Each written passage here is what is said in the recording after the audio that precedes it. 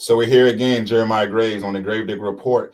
Man, I got a great guest today, Darian Bryant, offensive lineman from Virginia Union, 6'6", 330 pounds, all conference CIAA. Let's go ahead and add him. How you Dorian, doing, guys? man, how's everything? Everything is going well. How's everybody doing? Yes, sir. Yes, sir. So check this out, man. Dorian, I had to have you on the show. Your name is, going all over, the 2023 draft as being an offensive lineman. You're 6'6", 330. You're all CIAA. And as of right now, you just got invited to the HBC Legacy Bowl and also to the HBC Combine that is going to take place in New Orleans, my man. So that's just some of the little things that's you got going on, in the back skillet. But prior to all the accolades that you have had, it was a process for you to get to this journey. And for the listeners and viewers and followers, tell us a little bit about yourself and also the journey that you had, coming to where you're at right now. So I grew up in Philly, from Philly. Out of high school, I had a couple of offers. I could have went to Pitt, could have went to, Boston College, Old Dominion, those schools like that. But I decided to go to Temple. Was really sold on Matt Rule and what he had going on at Temple and all that, and showing love to a lot of the local guys, and decided to go there. And then redshirted my true freshman year and everything like that. And then after that, Rule left to take the job at Baylor. So during my time at Temple, I just had a bunch of different coaches, and everything kind of cycle in and out. And my last coach, unfortunately, he had a vision for how he wanted the team to go, and just felt like I wasn't, in that picture. Right. So I decided to, transfer and everything like that, and landed in Towson University in Maryland. And I mean, everything was going well. And, kind of in that transition. And then my second week, third week in camp, I unfortunately, tear my ACL, my MCL, and then, lose out on that 2019 season. And Wow. then 2020 happened and COVID happened. So I missed out on 2 seasons. And then just following year in 2021 was trying to scrap and claw to play, Right. got in a few games, and made the best of my opportunity and everything like that. And after the season, kind of sit down with my coach, and he felt like I was a valuable asset to the team, but just as like a backup. And my big motto that I live by is control what you control. And I Exactly. wanted to end, if that was going to be the end of my career and everything like that, I wanted to, go out on my own terms and at least play. Right. Right. So I decided to hit the transfer portal, and, I ended up at Virginia Union. And at the time, I didn't know too much about the school. I had just, had a few phone calls with the offensive line coach, Mike Marita. Mm-hmm. And I ended up jumping on a Greyhound bus from Philly, going to Richmond and all that, and meeting the staff and everything like that. And really fell in love with the staff and, a bunch of guys that, play for the team. And, I wouldn't be in this position if I didn't, take that chance, not only on Union, but on myself. So Exactly. So you're able to transfer, just being a journeyman. You're able to transfer, from the school, and then you're able to go to Townsend. Then after that, you pick Virginia Union. You get there, and then after 1 year of being at Union, you have all this success as of right now that you have going forward into the 2023 draft. Being able to play in the HBC Legacy Bowl, being able to be invited to the HBC Combine as well, working out in front of scouts. How does that feel, for yourself, just in general? it feels amazing for me coming into Union and everything. And obviously, like when I was in my journey in the transfer portal, I saw a lot of the opportunities that were coming with HBCUs. Mm-hmm. And that's one reason that I did choose Union, is just the opportunities that I knew could come about with it. And when I was coming down here, I was kind of making a list of goals that I wanted to achieve, and one of the goals were to land and get a spot in the HBCU Legacy Bowl, be all conference and all CIAA, Right. and everything like that. And so, you know, I feel like, I've reached those goals, and I'm blessed to, have reached, a few more goals that I didn't even have in mind, like being invited to the HBCU combine. So, um, I just, I'm tremendously happy, and, I think it's credit to, like, how great this school is, but also, just the hard work that I had to, go through and everything like that. So. Exactly. And not to mention, on, Union's football team, you have yourself that's going to the HBCU Legacy Bowl. And then you have Jakari Grant, who was recently on the Gravedigger Report, that's going to the HBCU Legacy Bowl. So it seems that Union has this recipe, and the ingredients, inside the recipe, with a factory to produce great college football players at HBCU level that are now being seen for NFL scouts. And that goes to the testimony far as, for one, the recruitment, two, the overall student body, and most importantly, the coaching staff as well. So just for yourself, that atmosphere that is at Union, can you speak to the listeners and viewers and followers a little bit about that atmosphere that is being created at Union with, you two actually going into the HBUC Legacy Bowl in New Orleans, and also for yourself going to the HBUC Combine? So, I mean, as far as Union, it's a lot of history for it to be, a small school. It's a lot of history when it comes to football and just sports, period. And one thing that Union does is, like, they don't schedule light games. Like, there's no cupcake games here, Right. Right, and everything. So we played Valdosta, who's the number 2 team, early on in the season and things like that, and because we know the journey it takes to win the CIAA North when you're playing Bowie and Virginia State, like, those are tough teams. So you play the toughest competition, so you're able to get eyes on you here at Union and everything like that. I mean, as far as just like me being prepared and being ready to go to the Legacy Bowl, I've a lot of guys I'm going to see at the Legacy Bowl. I played Bowie State had a great defensive end that I had to go against, and we battled and everything like that I'll see again, and a few other good defensive linemen. And I mean, just along my journey, from Temple, from Towson and things like that, I played a bunch of really good defensive linemen. Right. A bunch of them are in the NFL now, killing it and everything like that. So I've definitely had those battles where I know that I'm tested and I'm ready to go against my competition and everything like that. So let's just cut to the chase. What makes you one of the best offensive linemen, or if not the best offensive lineman, or diamond in a rough offensive lineman in this 2023 NFL draft? For me, it's just being 6'6", 320 pounds, more than just pass the eye test. What makes you that guy? It's how I approach the game. Like, I don't take it lightly when we come in Mondays getting ready, to go through the scouting report and everything like that for our next opponent. I'm digging through. I'm trying to, learn my opponent, learn the defense and things like that. Like, if they're a blitz heavy team, hey, like, what are their key blitzes? Do they like to send, the will linebacker a lot? Or they, sending safeties, or the safeties rotated, or they're going to blitz that corner. So I'm trying to read all, my keys, read triangles. Right. Once I kind of get that, I, really try to learn my opponent. What's his favorite move? If he's a bull rush guy, is he a speed to bull rush guy? Does he like to line up wide to try to get you to overset and then try to make an inside move? Is he good with his hands?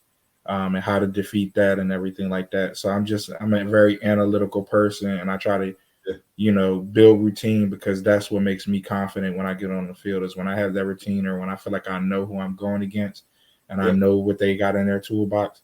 Then it allows me to, use my tools and everything like that, or help the guy next to me and everything like that. When I can tell the left guard, like, hey, he's about to slant. Right. Like, look, he's leaning in the stance. You feel me?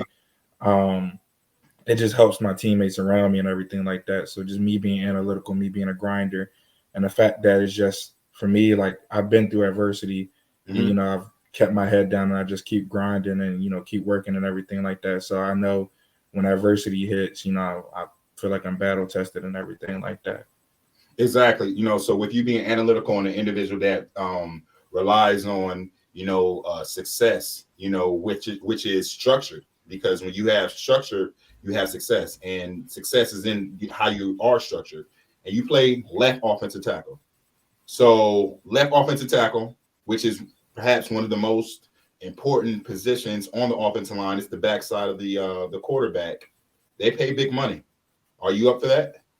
I'm definitely up for that. I think for me, one thing that I'm excited about when going to the NFL is being able to sit down with those guys, those veterans that have been, doing it for 8, 10 years, and being able to pick their brain and see all the things that they have saw and just learn. I think that's one big thing. I'm an avid learner. I love the game and I love the mental aspect of the game. And I think as a successful offensive lineman, that's the approach that you have to go. Like, um, they say like, the offensive line are the smartest guys on the field, are the most heady guys.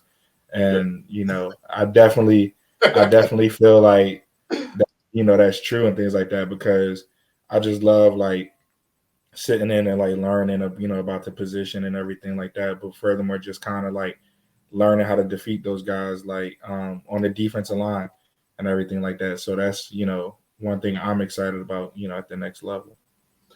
Definitely understood. So, with you being analytical and one of the best offensive linemen that is in the conference for the CIAA, and also that's going to be coming to the HBCU Legacy Bowl down in New Orleans. What do you say that your best attribute that you can be able to provide to an NFL team that you feel as if one of your best skills? What do you feel as if that would be? I'll say first is my position flexibility. Like, you can throw me anywhere on that offensive line, and I have the capability to play. I played left tackle. This previous season and past seasons, I played right tackle. I played right guard before, so anywhere there's a need, I definitely can, try to compete my butt off to try to fill that spot.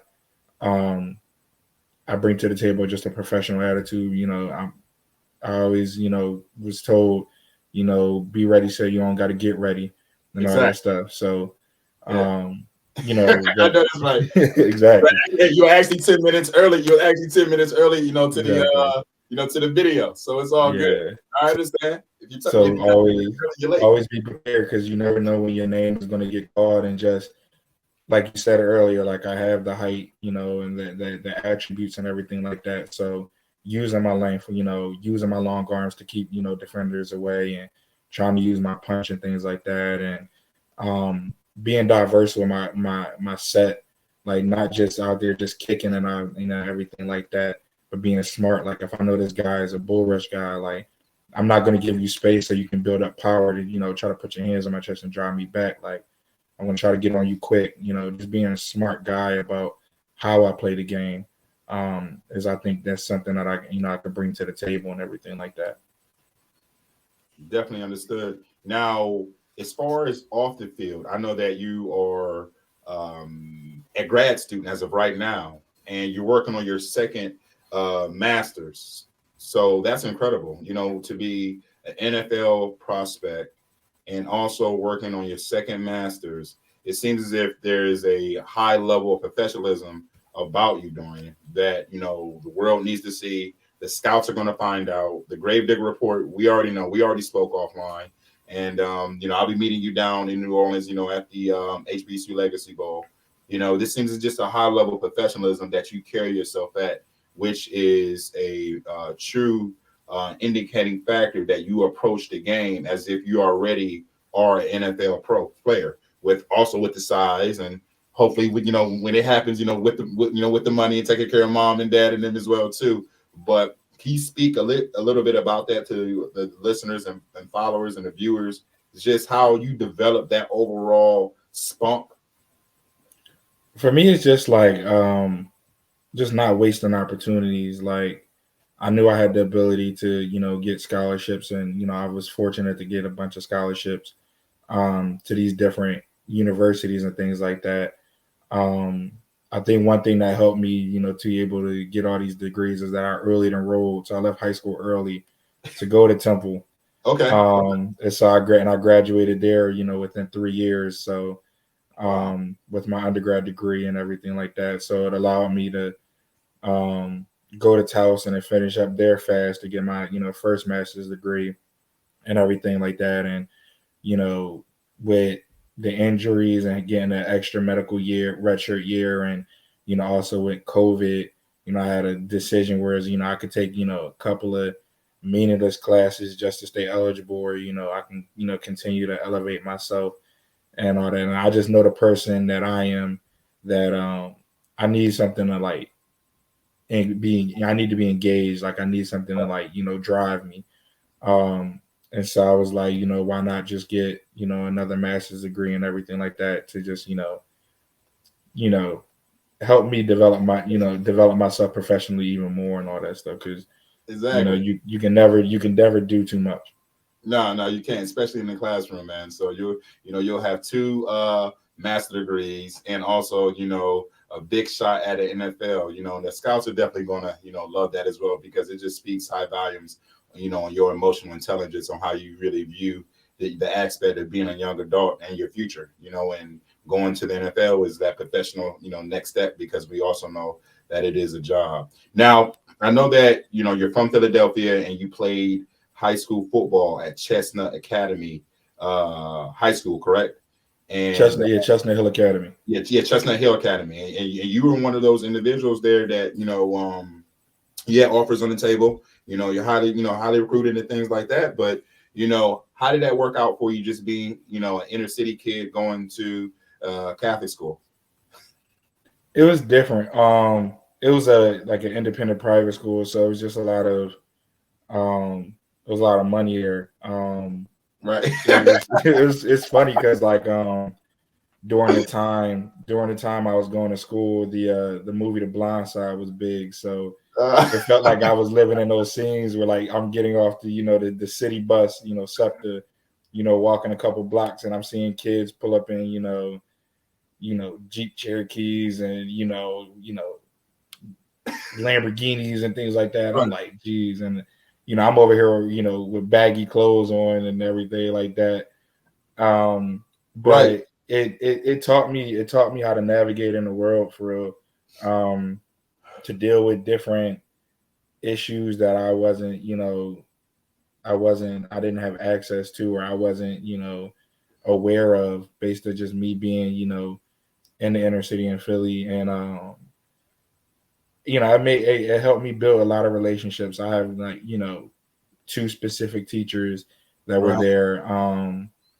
And Miss Bo and Miss her name is Miss O'Flanagan, who Okay. um who were like really like key in my growth and my pursuits within education. Like without them, I wouldn't have the two master's degrees at all. Like they made learning fun for me. They made it engaging, and they helped me out during times when I struggled in school and things like that. So credit to them, and they still keep in touch with me today and everything like that. So Chestnut Hill was a great opportunity.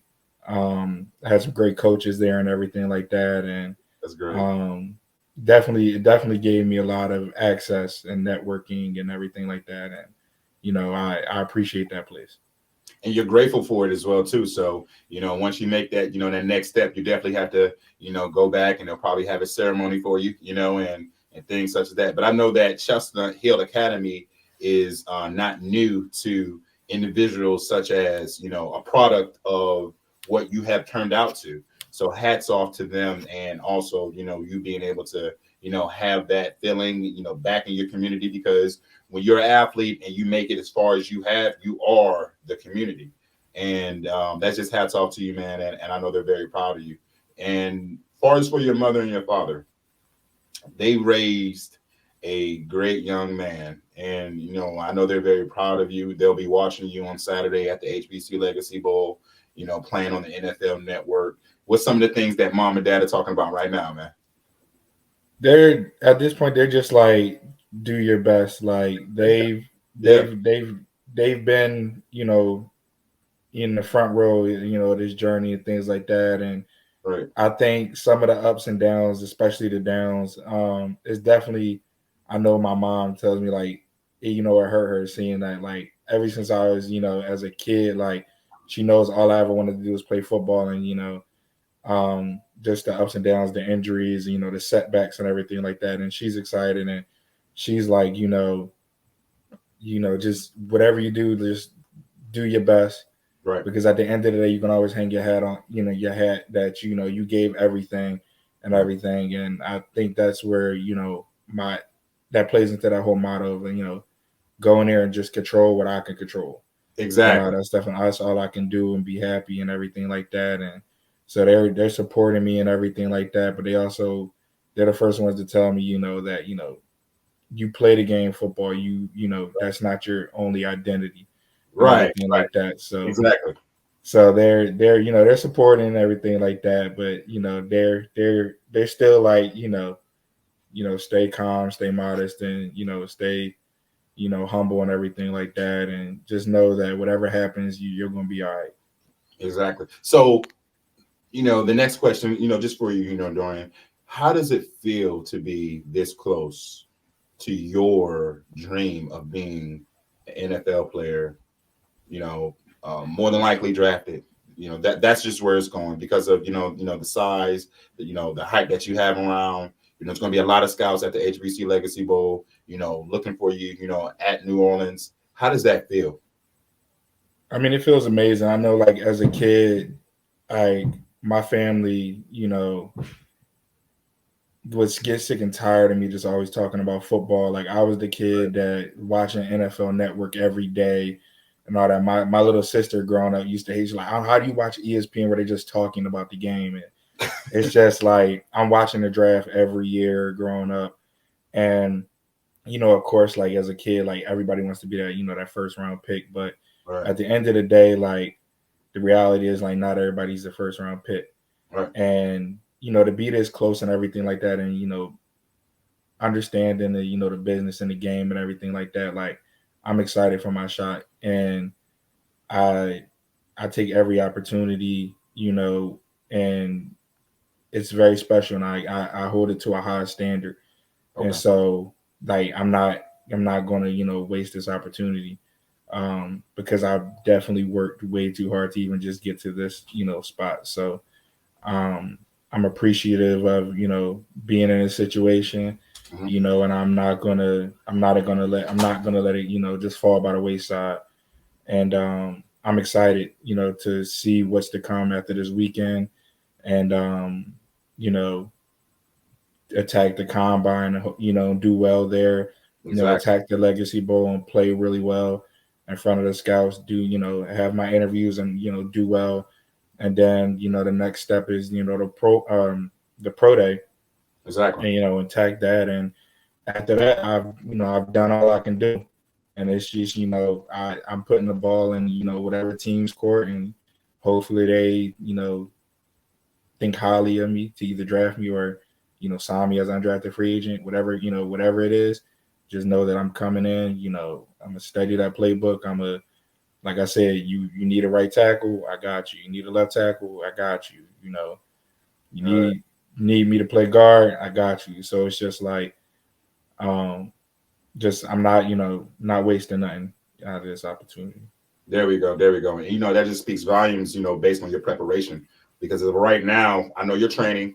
Where are you training at as of right now? I know you're getting it in, getting the bench press in, getting your lateral line movement in, and et cetera, sent down in in your offensive lineman stands, whether it's pass rush or whether it's ready for run as well too. Where are you training as of right now? So I'm still in Richmond. I'm actually training with Jason Elkins, who runs Elkins Sports Performance, Okay. and him is in Henrico, and he's been around around the block as far as when it comes to strength and conditioning. Was a part of the Tennessee staff when they had like Peyton Manning. Has worked, Yeah. yeah, like Oh he's yeah. worked with I know. yeah, he's worked with a lot of high a lot of guys and all the high client guys. Started his own business, wanted to kind of get back to the Richmond community and work with high school and college guys. Actually, one of the guys that he worked with last year, Will Adams, went down to the Legacy Bowl and played really well and did the combine as well, and put up some really good numbers and everything like that. So he has a track record of success and everything like that, and he's real knowledgeable. So, and I love working with Jason and everything like that. So it's been exciting these last 6 weeks working with him and everything like that. So I know you've been working your tail off, man. I can definitely tell. Give me a day-to-day schedule. What does your daily mantra consist of? so I'm waking up around 7ish, trying to get a light breakfast in. For me, it's What's a been light What's a light breakfast for someone 6'6"? so just with the combine and everything like that, like you're trying to be in like the best shape you can. So I've been trying to, moderate, moderate what I eat and things like that, be mindful of it and all the things. So Jordan, you're a lineman now. Like, what is it yeah, like? I know. So it's like I'm eating like apples, Okay, blueberries, avocado toast before the workout because I don't want nothing heavy on like when I work out. I got you. After I work out, so like we'll do like whatever day it is. So Mondays are 40 days. So we're doing 40s. Tuesday it might be pro agility. Wednesday is like a conditioning day and then stretch. Right. Thursday is um more 40s, broad jumps, verts. Friday is L drill. And then after we do all our field stuff, we're lifting. So Okay. lower body lift, upper body lift, in exchange or whatever, doing movements that correspond with what we did on the field. Um, so that might take like 2.5 hours to get all that stuff done. Get home, I'm eating again. So it's egg whites, spinach, turkey sausage, turkey bacon, oatmeal, or maybe another slice of avocado toast. Getting a protein shake in and everything like that a little bit later in the day, and then eating the dinner. So my biggest thing is uh not eating late because that's kind of like the thing that's kind of killed me in the past. So Right. like Right. having my like dinner, like I can't eat past like 8 o'clock and all that stuff. So trying to make sure I lock in and do all that. So How's that treating you? it's done well. I've actually and during the season I played like 330, 335, kind of jumped up and down a little bit Right. and everything. So recently weighed myself in and I've been kind of up and down a little bit, but I'm hitting like 317 to 320 and everything like Okay. that. So yeah. So dropped a significant amount of weight because just I just gotta you gotta move fast out there in the combine drills, and then I gotta turn around and play in the game. So if I can show them that I can play fast and move fast, and I'm an agile lineman, it just it's icing on the cake. Exactly. And then you can later on put the weight back on, and then on top of Exactly. this, you're still growing into the masculine man that you are, but you're still growing into that. So one thing about your growth that I see, I don't feel as if that you reached your full potential. So I'm actually excited about that. Like you said earlier, playing with a 8 year NFL vet, I feel like that would serve you, or a 4 year, or someone that's going to take you over their wing and scout, being like, hey, this guy has potential. We're going to go ahead and draft him. We want him to sit and learn, and you play up to your competition because of you being a individual that studies the game. I feel as if that's going to treat you wonders, my man. So hats off to you. I'm going to be checking you out when I come down there, at the HBC Legacy Bowl in New Orleans, man. We definitely got to sit down and talk in general, man. But I just want to say, man, thanks for coming on the show. And also, to your community out in Philadelphia. I know that they're happy as well too. So Yeah. teachers, thanks, Miss Flanagan, for everything that you have done and everything. Mom and dad. I know your dad is a hard worker as well too. So they'll be able to watch you on the NFL Network for the HBC Legacy Bowl on the 25th in New Orleans, my man.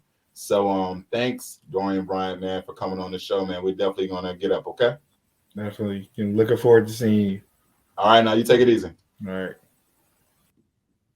That concludes another show here on the Gravedigger Report. You can follow me, Jeremiah Graves, aka the Gravedigger, www.gravediggerreport.com, or you can follow me on Instagram, Gravedigger Report. Until then, be safe, keep the faith, and always know what it is. Take it easy.